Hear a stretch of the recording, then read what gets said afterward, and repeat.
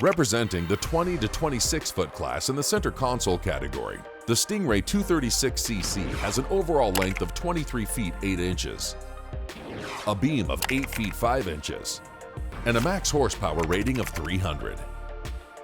Designed for cruising the beach or hitting the sandbar, she has a draft of 16 inches, a dead rise of 21 degrees, a dry weight of 3,648 pounds, and a fuel capacity of 68 gallons.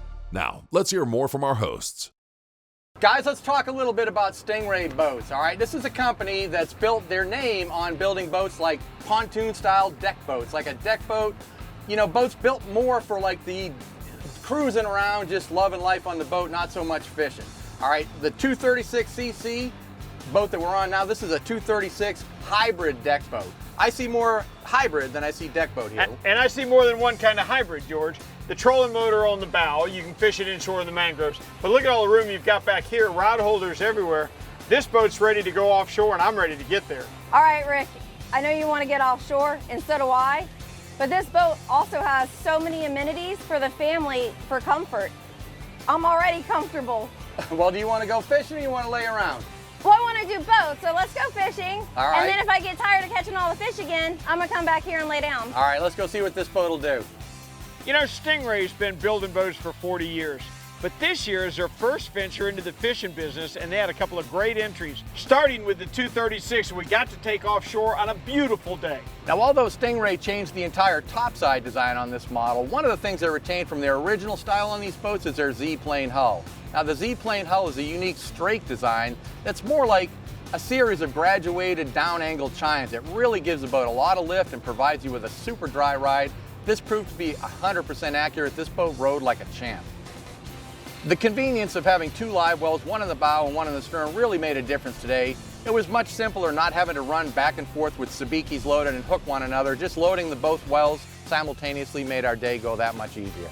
The 236 had a casting platform, but for me, it was the perfect height. I was up there throwing plugs, catching Spanish mackerel. The beach was alive with fish. Everywhere we looked, it seemed like we could see fish popping. Rick caught a Spanish mackerel, and we realized when the mackerel came to the boat, he did not like what he had for breakfast. That's okay. There was 2 washdowns on the boat, and they were actually right behind the bow seating. So easy access. I took the raw water hose, rinsed down the boat, got everything out of the way. We hooked another bait on and continued. Not only did that console behind the bow hold the hose for the water system, there's a tackle station there. And that allowed me to rig right up at the bow, leaving the stern open for the guys to fish. So another convenient feature where I had the tackle station on my port side, on the starboard side, there's a trash can. Thank you. Who doesn't love a trash can on the boat? One of the features on the 236 that really jumped out at me at the dock was a unique transom design that they had. This is a walkout platform that really there's not a step between the cockpit deck and there. It's all at one level. Looked like it was going to be really simple to fight a fish around the motor off of this platform. Another reason the boat worked so well for us on this day was its versatility. We went from offshore to back in the mangroves because it was pre-rigged for a trolling motor. Trolling motor is a deadly weapon around the mangroves, and let me tell you, we could see some snook, couldn't get them to bite. Time for lunch, time for the sandbar. We get to the sandbar, I get out, the water is clear, had to do a little swimming before I set up for lunch. And that's when I noticed the ladder. The ladder is offset from the motor, which to me says safety.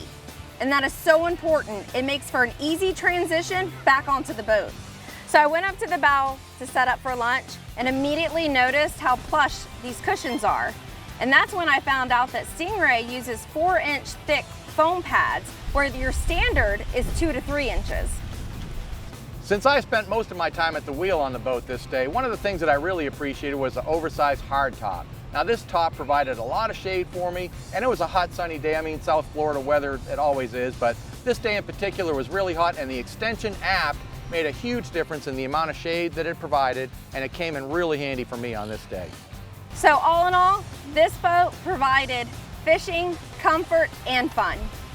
Okay guys, Stingray Boats is celebrating their 40th anniversary. Now we know that this is a company who really built their name on cruising boats and kind of boathouse boats that you'd ride around maybe even on a lake. And this is a foray into a sport boat. That's a serious saltwater fishing boat. What's the verdict? Oh, I think it passed with flying colors, Cap. It fished so easy. That's what impressed me. If you needed a bait up front, if you needed a bait in the back, if you needed to work a fish around the transom, it really fished easy, and we kept it busy all morning. I tell you right now, if you want a boat that'll do a lot of things, got plenty of real estate for 23 feet, and is a great fishing machine, you need to see the Stingray 236cc.